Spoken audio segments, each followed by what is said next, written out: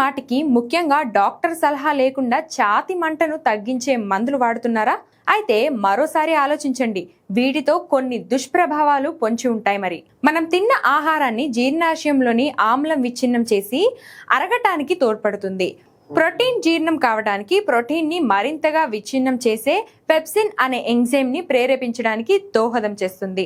నోటి ద్వారా లోనికి వెళ్లిన హానికర సూక్ష్మ క్రిములను చంపుతుంది. ఓమిప్రోజల్, పాంటోప్రోజల్ వంటి ప్రోటీన్ పంపి ఇన్హిబిటర్స్ రకం మందులు జీర్ణాశయంలోని ఆమ్లం ఉత్పత్తిని బాగా తగ్గిస్తాయి. దీంతో తొలి రక్షణ వ్యవస్థ కట్టుబడుతుంది. ఫలితంగా హైపర్టెసిస్ ఏ, హైపర్టెసిస్ ఈ, టైఫాయిడ్ ఇన్ఫెక్షన్లను, కలుషితాహారం వల్ల తలెత్తే విరోచనాల వంటి జబ్బుల ముప్పు పెరుగుతుంది.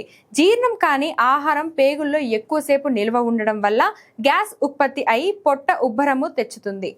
ఈ మందులు కాల్షియం, విటమిన్ B12, మెగ్నీషియం వంటి పోషకాలను శరీరం శోషించకుండా అడ్డుకుంటుంది. దీంతో ఎముకలు పెలుసుబారటం, కండరాలు, నాడులు సామర్థ్యం తగ్గటం వంటివి తలెత్తే ప్రమాదం ఉంది. కాబట్టి అనవసరంగా ఛాతి మంటను తగ్గించే మందులు వేసుకోవడం తగదు.